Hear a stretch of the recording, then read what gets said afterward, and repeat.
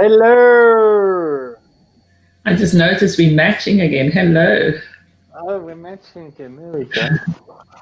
Hello, Helena. Right, our last session Hmm. for now. So no. Let's see where this goes. All right, can we go for 45 minutes again? Because I'm doing a stream with Rasada afterwards on trauma and the Perfect. connection between trauma and addiction. So, Well, yeah. Right, so let's check in. David, check in. Nervous, bit edgy. I'm still not sleeping great, but I managed to sleep in this morning. I woke up at 4 o'clock.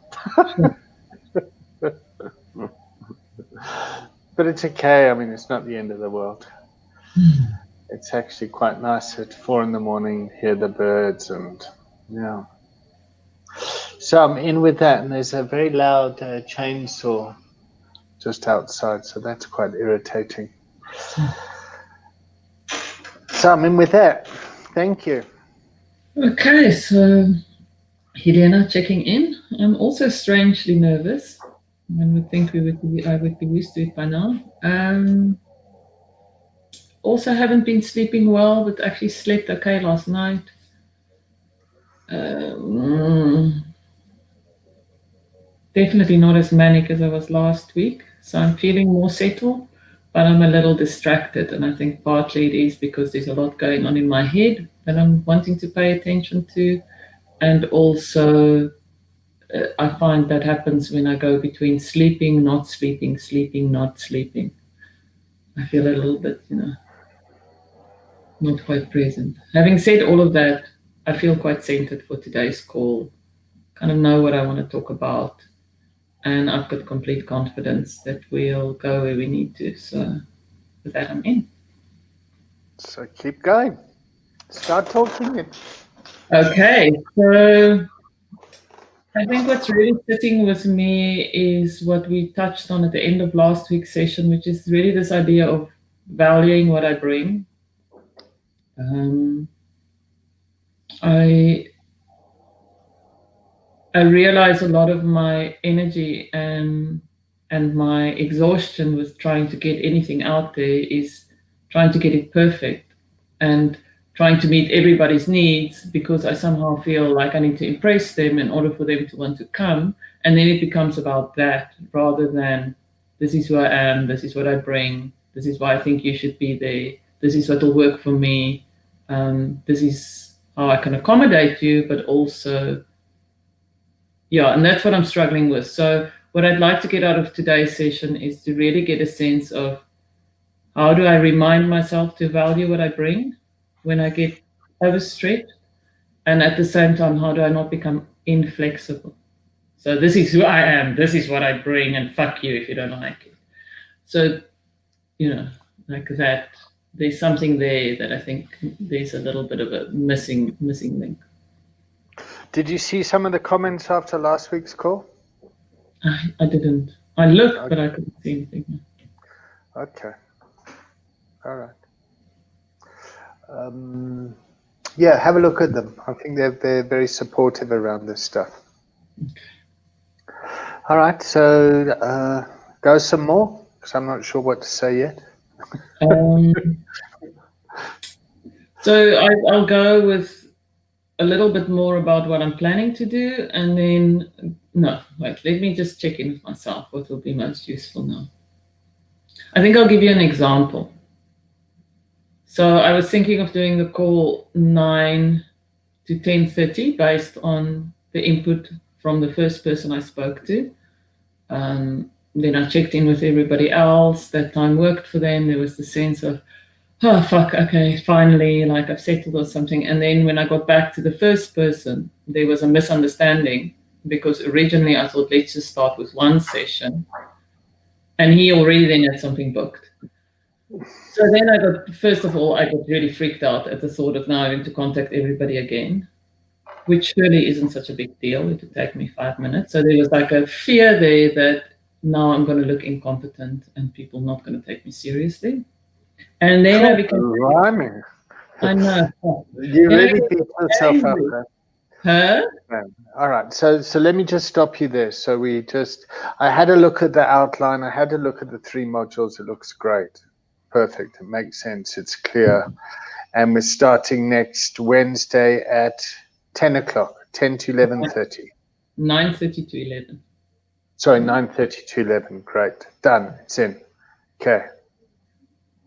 Yes. Next. Well, I need to so I've now checked with you. You're okay with it. I've checked with Bongile. He's okay with it, but I still need to hear back from Emma and Doctor before I can say definitely. And I'd like to get 1 or 2 more people on board, but I feel like that'll be easier now that I've got like a core group and I've got a plan, and I kind of know what we're going to be talking about. Okay. What did we originally start off coaching on? What was the original contract? The original contract was, I've got this thing that I want to do. I'm just not getting it done. Please help, which you have very successfully by saying, do something. How? What's worked? I'm trying to work out whether. Okay. Sorry, I just got this buzzsaw in the back that I want to close the door on. Keep going. Okay, so what really worked for me was having a deadline and really being pushed out of my comfort zone. Because, okay, wait, let me see. So that really worked. It didn't work the way I thought it would work. And what I mean by that is, I thought I would just have to now blindly do a lot of stuff to meet our agreement. I'm going to try and find examples so I'm more clear. Okay, so getting the right people. I thought I would now have to go out, get the people, get them to commit to the Thursday, and then the anxiety started building. And I was like, no, I don't need to do it this way. I can do what I want. But knowing that I had to give you an answer. So the accountability part helped you. Helped you with the perfectionism of I've got to get it right. It helped me with that, but it also helped me to just get started. Okay, good. All right. Once I get started, so yeah, thank you. That's a good question. So once I get started, then I meet little obstacles, and in navigating that, what I need to do next becomes clear. When I try and work the whole thing out in my mind without getting started, then I just start spinning because I'm not doing anything. Okay. All right. What else worked?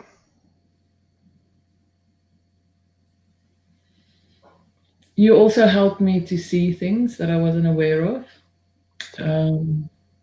The thing around competency, I was aware of it intellectually, but it never really landed for me in my body, if that makes sense. Okay. So you're now consciously competent. I'm now consciously competent, yes. Yeah. So before you were unconsciously competent, and now you've just become more consciously competent about it. Yes. Yeah. Okay, great. Now, the value of your time and your offering. How's that changed?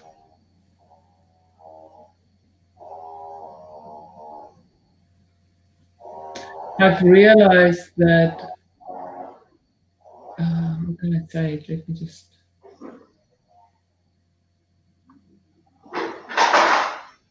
I realized that it's not up to me to sell it to people.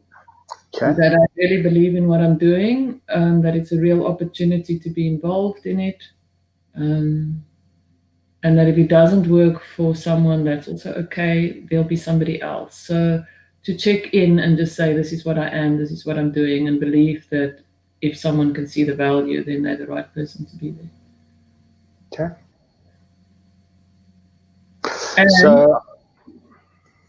And I've got a better idea of why it's important. Having spoken through it with you and with some other people, I've got a clearer sense of the value of it. Got a clearer sense of what it is. All right. So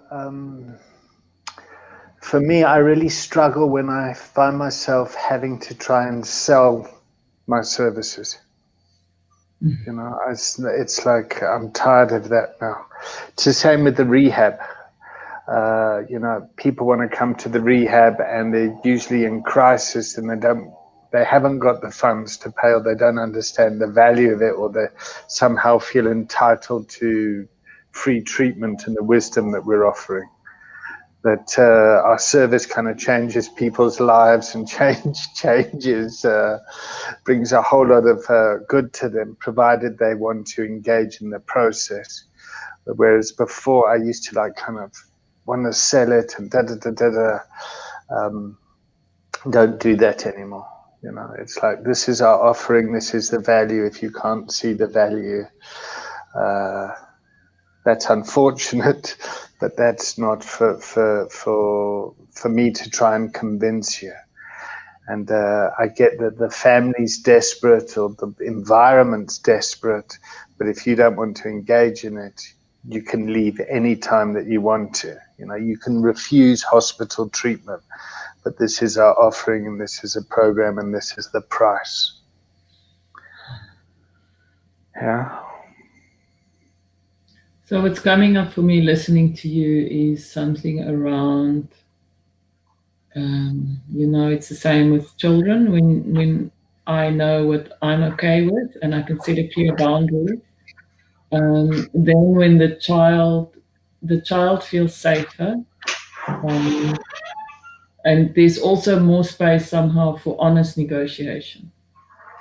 So if we both know that this is what's going to happen, I'm completely clear with myself, I'm okay with what I'm offering, and then someone comes to me and they say, I really want to do this, but this aspect of it doesn't work, then I can really say, okay, I'll get back to you and sit with it, because I've got clarity.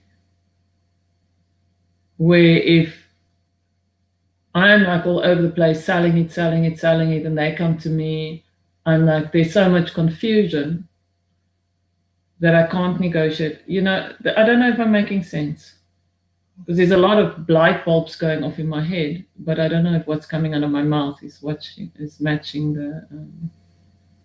the kind of light bulb that's going off for me around being really clear around time, money, and so on. Am I making sense? Well, in the beginning of our coaching, part of the coaching was for you to get clarity of what the offering was. Yeah. Now, for me, that feels kind of quite clear. We're now going to be putting on this dialogue circles and teaching a skill to have conversation around really kind of difficult topics that prevent people from getting triggered, or to support people when they are triggered, so that the team or whatever can continue to move forward and negotiate these heavy subjects. Yeah, and in a way that could focus on kind of solution-based outcomes that bring systemic change. That's what I've learned from this, and the outcome of this is now we're putting on this workshop, or you're putting on this workshop, and you're teaching the skill set, and that this offering is going to be free at the moment. Yeah. And part of the organization that you're working with, the skill set, there's the price to entry is too high for the majority of people that you want to help. So from that lens, from if we step out, I believe that we've ticked those boxes. Now we're moving on to the next stage of this, which starts next Wednesday at 9:30 to 11, and we'll commit for 6 weeks on that. And then there'll be a skill set at the end of it that people would have learned. How that's being delivered, we're not too sure yet. But as this plane is flying, we are building it. You know? Yep. And hopefully at the end of that, you'll have a much clearer idea of what your offering is and the market value of that. Yeah. So it's like very difficult to sell people treatment. Yeah. When we know that it's going to change your life forever. You know, I mean, how do you put a value on that? So to give you an example, I used to get paid 300 Rand an hour to fix people's computers 40 hours a week when I was working in the banking. And the bank could kind of go, oh, IT guy, fix computer value, yeah, 300 Rand an hour. It was quite, but when you're kind of dealing with people's psyche, a lot of it's kind of gotten a bit messy. I don't know if I'm making sense, but it's yeah, because broken computer, fixed computer, yeah, cost of computer not working. Oh, yeah, somebody like working in a team that's got all these kind of dialogue challenges living in the background, and how people respond to it, stops us from working together. Am I getting this right to what you're offering is? Yeah. Yeah. But there is like another piece that I'm becoming aware of. Great. What's that? Well, the other piece is, which is really what makes me come alive, the thought of it. The other piece is really to create groups where we can show up, where I can show up the same way that I would when I'm in deep meditation and completely relaxed. So I can do that with other people because we are together creating a space where we can say what we mean, and there's methods that we can use to make it safe to do so, and to know that if something comes up, we can navigate it. So there's something around really being able to be with other people and bring our true value and our true worth and be open and relaxed rather than constantly second guessing, being nervous, shutting down. So there's something around that as well. That for me is like the ultimate. Right? And I'll say one more thing and then I'll drop it and give you a chance. I think my belief system is part of what happens with a lot of people in addiction is I think it's called the part of the nervous system that attaches and is able to get feedback from others from that sense of trust and belonging and connection. For whatever reason, that has never been developed. And that causes a lot of pain and suffering in the individual, which is often, for me, when I used, I felt relaxed enough to really be present with the people who were using with me. There was a safety there. There was like a sense of complete acceptance, but also I was chill. You know what I mean? So I wasn't second guessing myself. I was completely relaxed, and the drugs that I took was really the kind of drugs that relaxed. So now what I'm searching for, what I'm realizing is I've had to put that away. I've never really had that again in that way. Does that Okay, make sense? Helena, but hang on a second. I mean, you put down drugs like 20 something years ago. So for the past 20 something years, what have you been using to kind of be present and to show up in a place that like you kind of, I own this space. This is my space. This is your words. I've been doing a lot of meditation. Okay, great, cool. Bring my nervous system down, and before I have a big meeting or I need to facilitate something, I would do a lot of open focus meditation, everything to bring my nervous system down. Now I'm getting to a stage where I'm like, I want to be able to do that on the run. I don't want to have to spend like 2 hours preparing for it. Do it for half an hour, and then I'm like, okay, enough now. Okay, so I just want to go back to the money thing and the anxiety around money and asking for your worth and all that stuff. How is that breath there? That like, I can just feel when you say that the anxiety like just comes up quite strongly. okay, so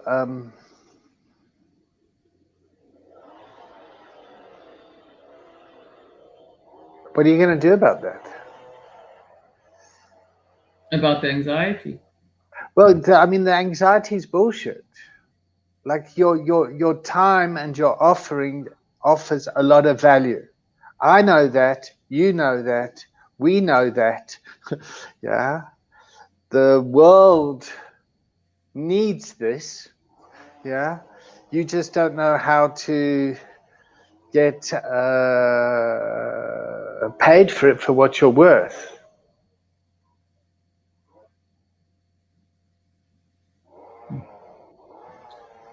I'm going to add something to what you Oh, say. good. I don't know how to get paid for what I'm worth without excluding someone who can genuinely not afford it, and without selling myself to those people who do have money. Those are the two Sorry, things. say that again. I know who I am. I know it's got value. The two things that I'm struggling with is A, how do I deal with people who genuinely can't afford it and shouldn't Okay. be included? And B, how do I get those who can afford it in without selling myself to them?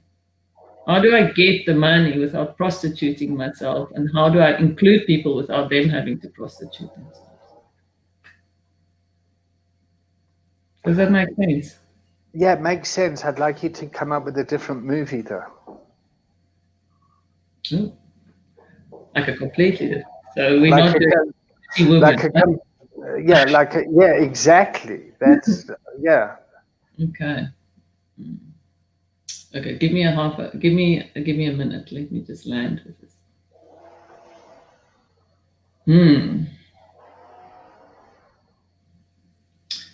So something around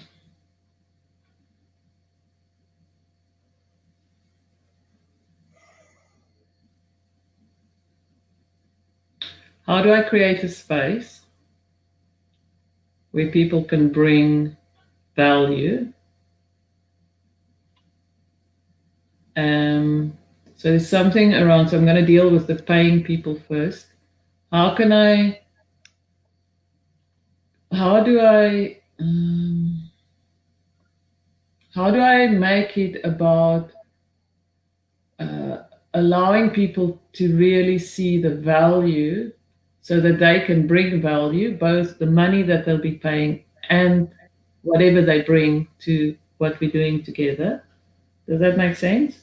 So it doesn't become No, about me trying to convince them, and the only value they're bringing is that they're paying me. So the paying is part of the value, and we need it to make the space sustainable for all of us. Because if I don't have money, I can't do it, right? I'm getting frustrated here. Okay, tell me about it. How are you feeling? I am a bit anxious about your frustration. I'm feeling a bit like it's a head trip, but I don't quite know how else to go there.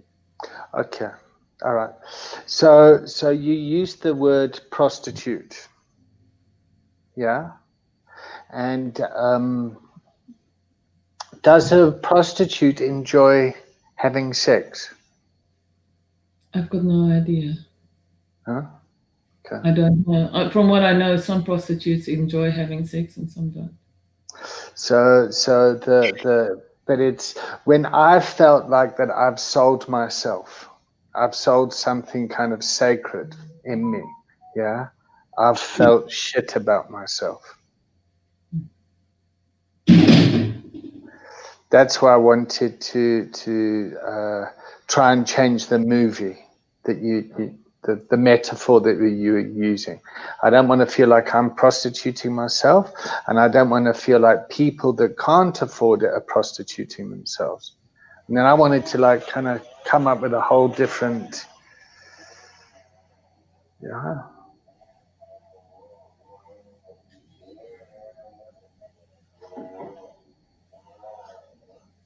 See, I don't know how to do that without going into the head thing first. Because I'm kind of groping towards something, but I don't know how So to go. so so let me give you another example. Yeah. Uh, in organizations that I've worked with, yeah, they've got a leadership team. They've got a leader. They've got an executive training. Yeah, and they've got the the program for the executives. Yeah. They got a leadership program for the execs, and then they got the same program for the middle managers. Yeah. And they all go off to different sites. So the execs go off to a posh facility, and the middle managers go off to a lesser facility. But the education, the teaching is exactly the same. What do you think how do you think it impacts the organization? Everyone working together. I think it sets it up so that everyone learns the same stuff, but the execs just get it in a slightly fancier way. So I think there's still there's the hierarchy. Yeah. Okay. And what do you think? Do you think it works? I think it can work. It could work if it was set up right. In my experience, it doesn't work because these guys think, oh, you guys think you're better than us. Yeah, that's so it needs to be done in a way that the teaching comes across where everyone's kind of equal. Yeah, and I'm not sure how to set that up, but well, I am kind of like. Going to a posh rehab or a poor rehab, the program can still be the same, but it's it's like we spoke about the other day, the Harvard management training, for $69,000 gives a perception that it's kind of, I went to Harvard.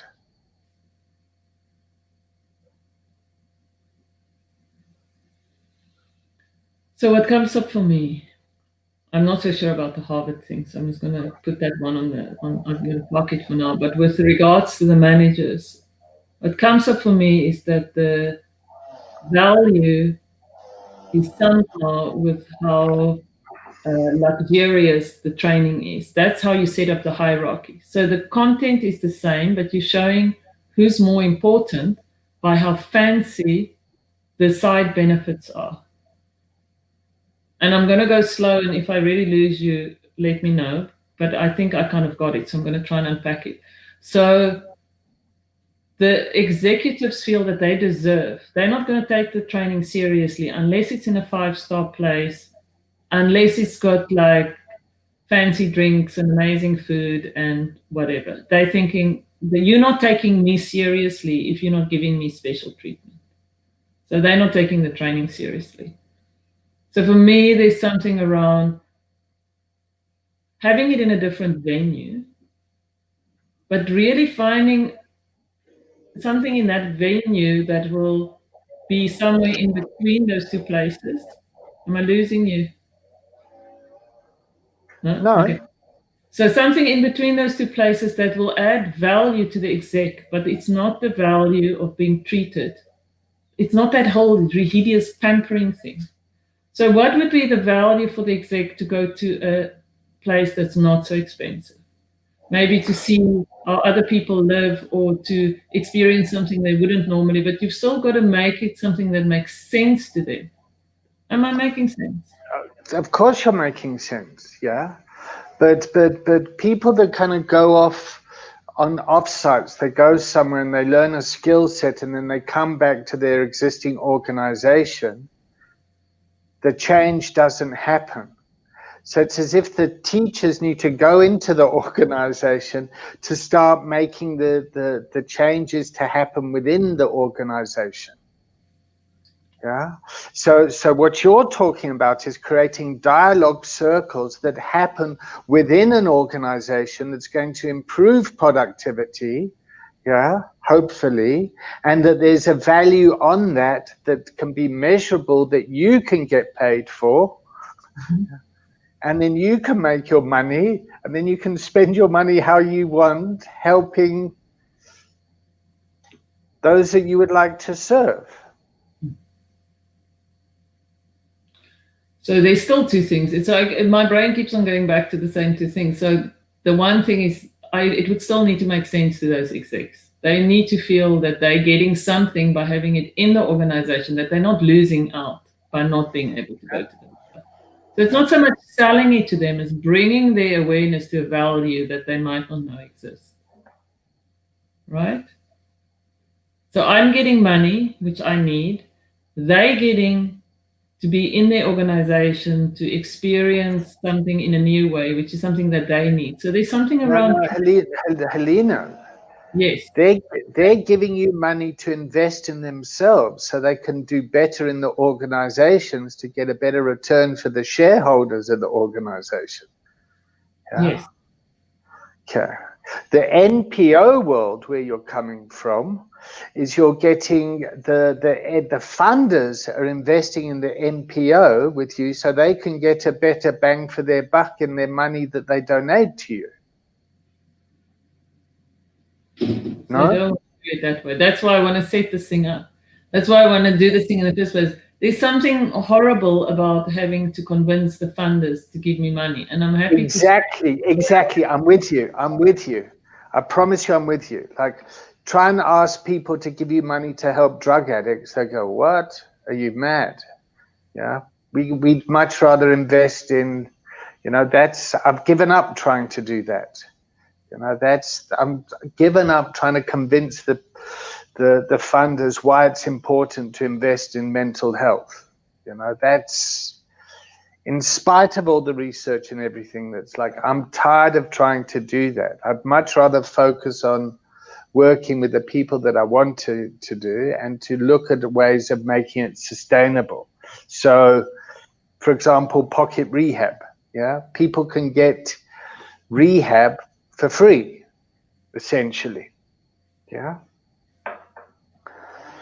How are you making money out of pocket rehab? Not.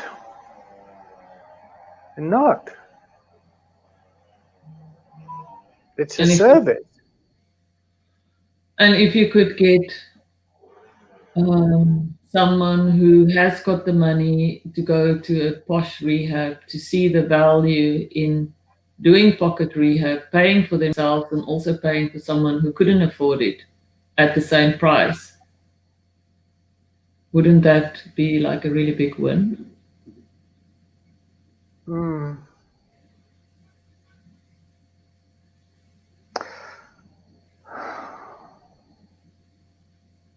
I think we should stop this conversation here because I'm so hooked in it. This is going to be something that we can start next week, where I can be more of a participant.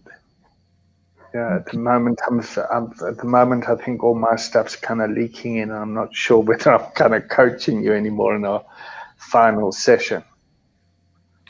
Could I ask for something though? Yeah, sure. That's exactly what I want to get back to. Could we park this conversation and kind of check out with each other in a way that we're saying we'll get back to it, but we can still. I just like to leave the conversation because it's been such an amazing experience doing this with you. I don't want to leave like, what the fuck just happened? Okay. Oh, okay, cool. No, I'm just checking. Is this still helpful for you?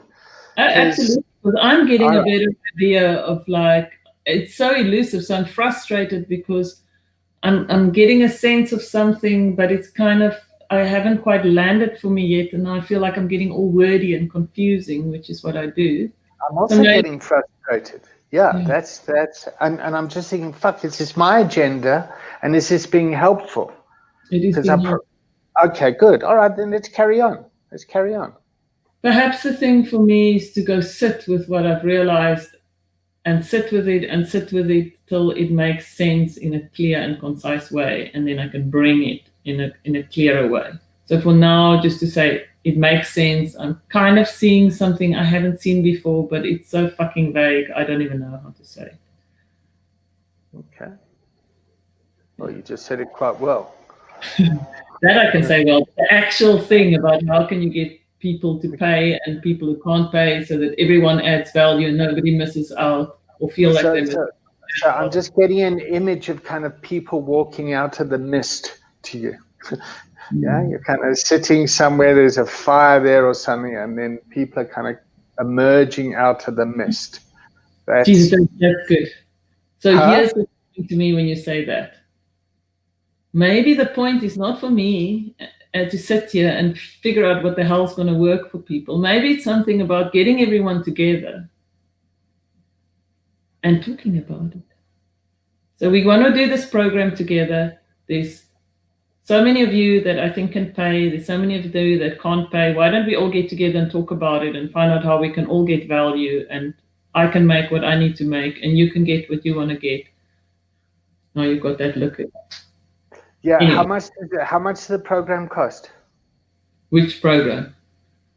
The one, your 3-week, your 3-module program. I haven't How much? thought of it. How much is the first module? I don't know. How long is the first module? How many hours? 9 hours. 9 hours. All right. How many people? So far, let's see, 1, 2, 3, 4, 5, 6 of us, including myself. But I'm hoping that we can get 2 more people on board. Okay. And when you're facilitating a group, what's a fair hourly rate per participant?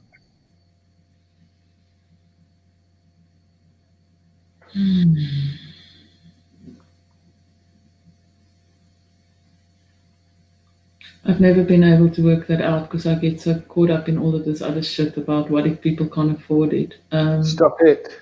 Give me a number. What would you pay? Okay, wait. For me, I would think what would be worth it at this point in my life would be like 350 a participant, 400. 400. Okay, so 9 people at 400. 6 people at 400. 6, 12, 18, 24. 2,000. How long's a class? An hour. And how many classes are there?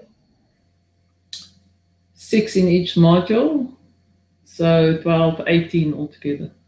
So two for a module, 2,400 a module. So you're talking 7,200 for the whole thing. Yeah, I'm trying to perspire in places I don't even know I have this. Okay, yeah. I'm triggered.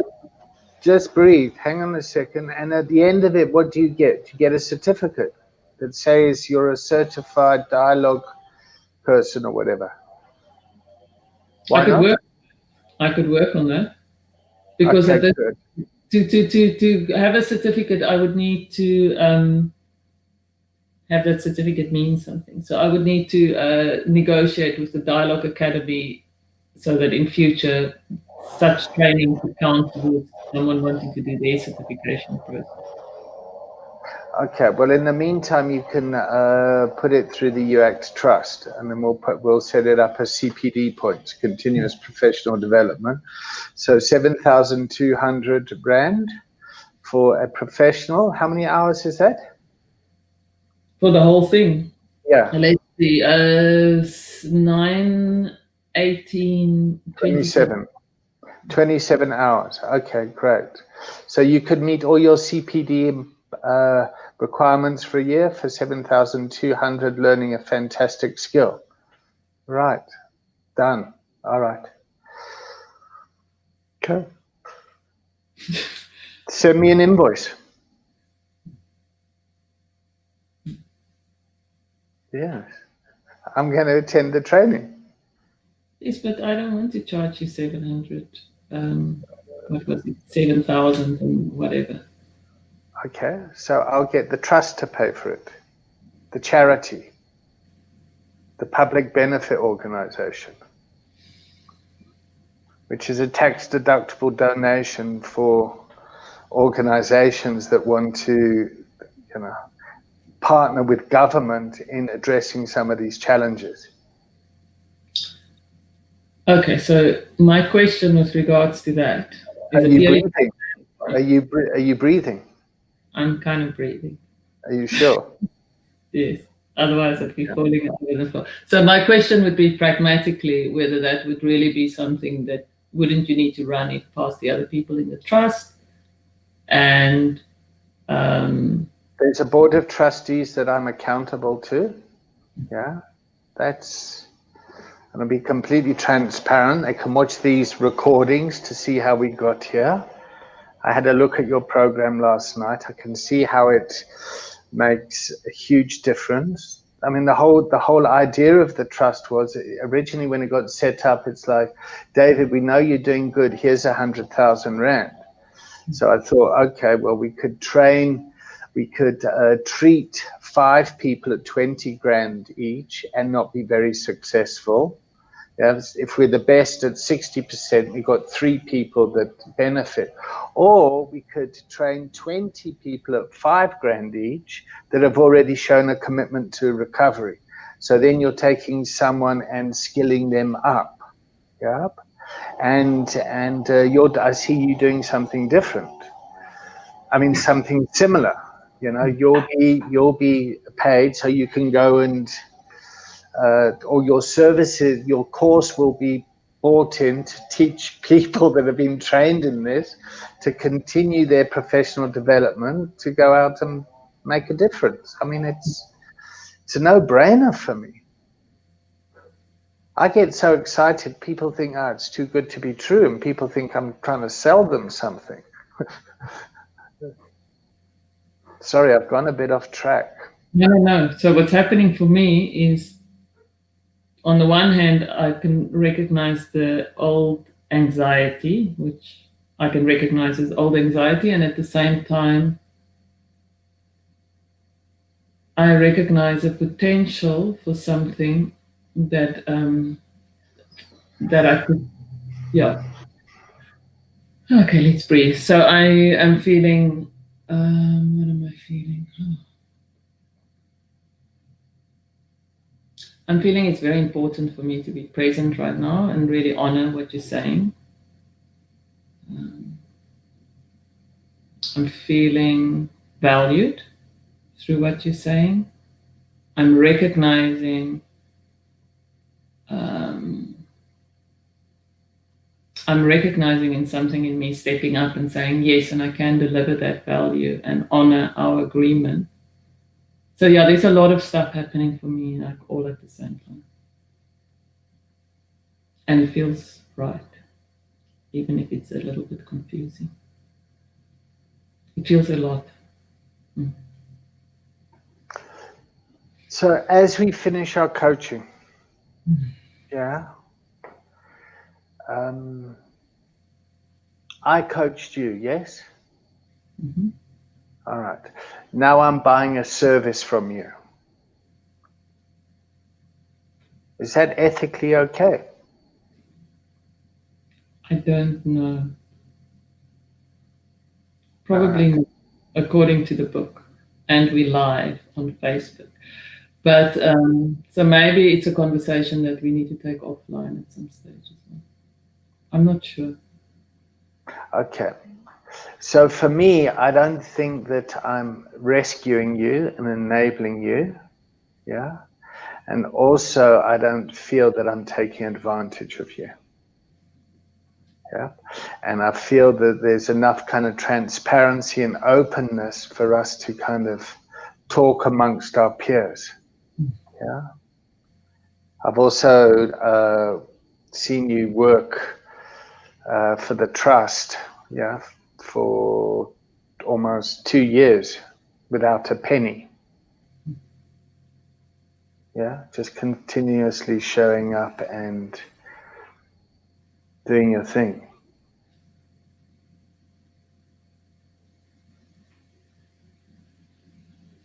What would you like to say in closing as we say goodbye and finish this off?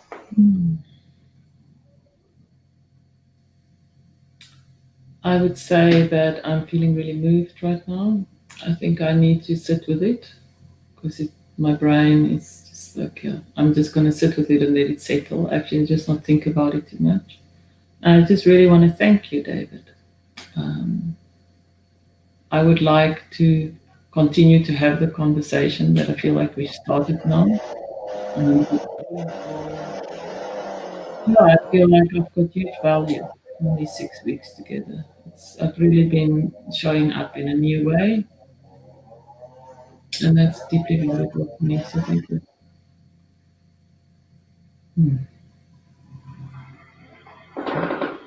So I'm feeling I enjoyed this. I'm frustrated now because I get angry when people don't see their own brilliance. Yeah, and I want to get pushy, and it's easy for me to push other people into brilliance and still sit with all my own debating committee in my head. So I just kind of, you know, I guess maybe I'm living vicariously through you in a way. I've enjoyed this. I look forward to being a participant next week and learning a new skill and getting a certificate at the end. Absolutely. A piece of paper. So nice. And let's make this one a fun one. Let's put some birds and a couple of clouds on. I don't want a certificate now.